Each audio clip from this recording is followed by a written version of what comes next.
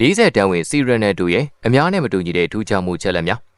UEFA Nation League ပြိုင်ပွဲမှာစီရန်နယ်တိုရဲ့ပေါ်တူဂီအသင်းတို့ချန်ပီယံဖြစ်ခဲ့ပါတယ်။စပိန်အသင်းကိုပယ်နယ်တီဆုံးဖြတ်နဲ့နိုင်ယူခဲ့ပြီး UEFA Nation League ချန်ပီယံဆုကိုဒုတိယကြိမ်မြောက်ဆုခူးနိုင်ခဲ့ပါတယ်။40တန်းဝင်ကိုကြီးစီရန်နယ်တိုတယောက်အောင်မြင်မှုမှတ်ကြောက်တစ်ခုကိုထပ်မံရေးထိုးခဲ့ပြန်လေတယ်။တကယ်ကိုထင်ကြီးလောက်စရာစွမ်းဆောင်ရည်မျိုးတစ်ခုဖြစ်ခဲ့ပြီးလူမစွမ်းနတ်မမင်ဆိုသလိုမျိုးအသင်းဖော်တွေကောင်းသလောက်ဒီစူပလာကိုရရှိခဲ့ခြင်းမျိုးမဟုတ်ပေနဲ့သူကိုယ်တိုင်ကစူပလာနဲ့ထိုက်တန်တဲ့ရည်သွေးမျိုးကိုပြသနိုင်ခဲ့တာပါအသက်40ရွယ်ကစားသမားတအုပ်က UEFA Nation League ပြိုင်ပွဲမှာသွင်းကို8ခုထိသွင်းယူနိုင်ပြီးပေါ်တူဂီတို့သွင်းကိုအများဆုံးသာမကဘဲနဲ့ပြိုင်ပွဲရဲ့သွင်းကိုအများဆုံးပါဖြစ်ခဲ့တာပါစီရန်နယ်တိုလိုမခုမကက်ကြိုးစားမှုစိတ်တဲ့အပြည့်အဝနဲ့စီကံတကြနေထိုင်တဲ့ကစားသမားဟာရှိရင်အောင်ရှားနိုင်ပြီးတကယ်ကိုရှားမှရှားတဲ့သူလိုပဲတင်စားရမှာပါစီရန်နယ်တိုအနေနဲ့ပေါ်တူဂီလက်ရွေးစင်အသင်းမှာ2003ခုနှစ်သူ့ရဲ့အသက်18နှစ်နီးပါးရောက်မှာ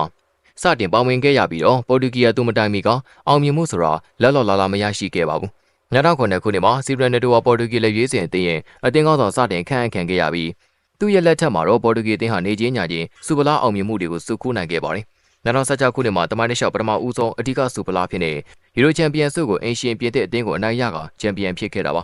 ပရိသတ်တွေမှတ်မိအောင်ပါအဲ့ဒီစူပလာကိုသိမ်းယူနိုင်ခဲ့တဲ့အင်ရှင်ပြင်သစ်နဲ့ဘိုလူပွဲစဉ်မှာစီရန်နယ်တိုကဒဏ်ရာကြောင့်အစောကြီးလူစားလဲခံခဲ့ရပြီးမျက်ရည်များစွာနဲ့တူကွင်းပြင်ပကိုထွက်ခဲ့ရတာပါဒဏ်ရာရနေပါလျက်နေတော့မှအသင်းစူပလာရရှိဖို့အတွက်နီးပြတအူးတပွဲကွင်းပြင်မှာလိုက်လံအော်ဟစ်ညွှန်ကြားခဲ့ပြီးလူစားမဲ့ကစားသမားအီတာရဲ့တလုံးတဲသောသွင်းကိုနဲ့ပေါ်တူဂီတို့ဥရောပဘရင်ဖြစ်ခဲ့ပါတယ်အဲဒီနောက်မှာလေ2019ခုနှစ်မှာစတင်ကျင်းပခဲ့တဲ့ UEFA Nation League ပြိုင်ပွဲမှာချန်ပီယံဖြစ်ခဲ့တယ်လို့ယခုနှစ်ဖြစ်တဲ့2025ခုနှစ်မှာလေချန်ပီယံဖြစ်ခဲ့ပြန်ပါတယ်ဒါရီယာစီရန်နယ်တိုလက်ထက်မှာထင်ရှားတဲ့အောင်မြင်မှုတွေဖြစ်ပြီးစီရန်နယ်တိုအနေနဲ့အဲ့ဒီစူပလာတွေကိုရယူနိုင်ခဲ့ရမှာသူ့ရဲ့ကြိုးစားမှုတွေကအဓိကကျခဲ့တာပါဒါဆိုရင်စီရန်နယ်တိုကကစားသမားဘဝကိုဘလို့စစ်စစ်နဲ့တွေနဲ့ဖျက်တမ်းခဲ့တယ်တခြားသောကစားသမားတွေနဲ့ဘာတွေကွာခြားနေလဲလေ့လာလိုက်ရအောင်ပါပထမဆုံးအနေနဲ့စီရန်နယ်တိုရဲ့စီကံကြီးမှုပါဒီအကြောင်းအရာကိုပြောရမယ်ဆိုရင်တချင်ကစီရန်နယ်တိုရဲ့အတွဲညီခဲ့တဲ့အသင်းဖော်ဂရက်ဘီရဲ့ပြောစကားလေးကိုသတိရမိပါတယ်2013ခုနှစ်မှာဂရက်ဘီဟာစပါအသင်းကနေရီယယ်မက်ဒရစ်ကိုပြောင်းရွှေ့ခဲ့ပြီးပထမဆုံးအသင်းနဲ့တူစဆင်းမဲ့လေးချိန်ကန်စီစဉ်မှာ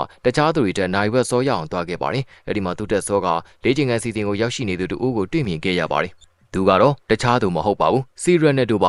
ါစီရန်နယ်တိုကရီယယ်မက်ဒရစ်အသင်းမှာလေးချိန်ကန်စီစဉ်ကိုသူများတဲ့စောလင်ကရောက်ရှိနေတတ်တယ်လို့အသင်းလိုက်လေးချိန်ကန်နေပြီးဆိုရင်တော့မှတူဦးတဲ့လေးချိန်ကန်စဉ်ပြီးတော့နောက်ဆုံးမှပြန်လေးရှိတယ်လို့လေ့လာပူပါတယ်။နောက်တစ်ချက်ကတော့သူ့ရဲ့အံအားသင့်စေလောက်တဲ့အသက်40ရွယ်ကစားသမားတူရဲ့ခန္ဓာကိုယ်ချိုးစားပါစီရန်နယ်တိုနဲ့သူ့ရဲ့ခန္ဓာကိုယ်ဖွဲ့စည်းတည်ဆောက်ပုံကောင်းမွန်မှုအတွက်တစ်ပတ်ကို9ရက်ဂျင်ကစားလေးရှိပြီ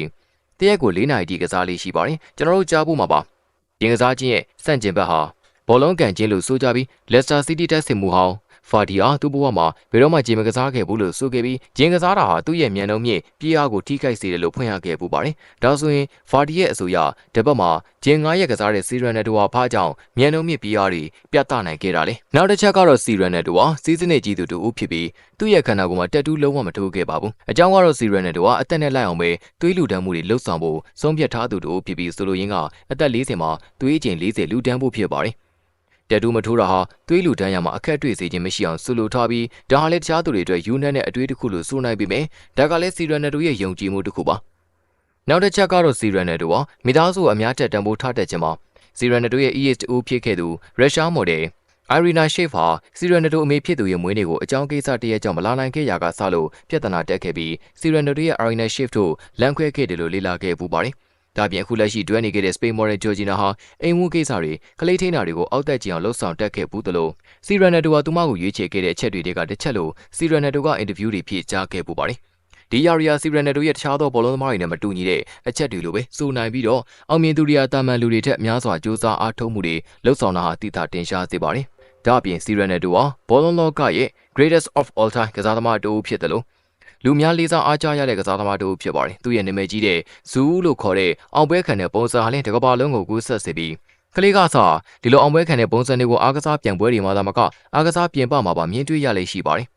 ်ဒါဟာစီရန်နယ်တိုအနေနဲ့ဘောလုံးကဘာကိုဘယ်လောက်ထိလွှမ်းမိုးထားနိုင်လဲဆိုတော့သိတာထင်ရှားသေးပြီးသူ့ရဲ့ပြန်ဘက်မက်ဆီယာသူ့ထက်ဘလွန်ဒေါစ်ကိုအကျဉ်းရေးများစွာစုခူးထားနိုင်ခဲ့တာတော့မှသူလိုကဘာဘောလုံးပရိသတ်တွေကိုလွှမ်းမိုးထားနိုင်စွမ်းမရှိပါဘူးဒါရီယာစီရန်နယ်တိုရဲ့ကောင်းမွန်တဲ့အရာဖြစ်ပြီးတစ်ချိန်မှာလဲစီရန်နယ်တိုတယောက်သူ့မျက်နှာနဲ့မျက်ကင်းသေးကိုကြောခိုင်းလာမဲ့နေရဟာလဲတပြေးပြေးနဲ့နီးတက်နီးလာပါတယ်ဒါမဲ့2026ကဘာဗလာပြိုင်ပွဲဒီပေါ်တူဂီအသင်းမှာပါဝင်နေအောင်မှာဖြစ်ပြီးဘယ်နေ့ဘယ်ချိန်မှာသူ့အနေနဲ့ဘောလုံးလောကကိုစွန့်ခွာသွားမလဲမသိနိုင်သေးတာပါ ဒါပေမဲ့လည်းစီရနယ်တို့အနေနဲ့ဒီယာတွေကိုစွန့်ခေါ်သွားမယ်ဆိုရင်ကျွန်တော်တို့အားပေးတဲ့ဂုတ်ကြီးတယောက်ကိုဘောလုံးပြိုင်ပွဲဒီမှာမြင်တွေ့ရတော့မှာမဟုတ်ပါဘူးဒီလိုချင်းနေအမြန်ဆုံးရောက်မလာပါစေနဲ့လို့စူတောင်းနေရင်ယခုအကြောင်းအရာလေးက40တန်းဝင်စီရနယ်တို့ရဲ့အများနဲ့မတူညီတဲ့ထူးခြားမှုအချက်လေးများဆိုတဲ့အကြောင်းအရာကို7 Sport ပရိသတ်တွေအတွက်တင်ဆက်ပေးလိုက်ပါတယ်ဗီဒီယိုကိုကြည့်ရှုပေးခဲ့တဲ့ပရိသတ်တွေအနေနဲ့ရောစီရနယ်တို့တယောက်ဘယ်ချိန်မှအနားယူနိုင်လေအနားယူခဲ့ရောဘောလုံးလောကမှာဆက်ရှိနေမှာလား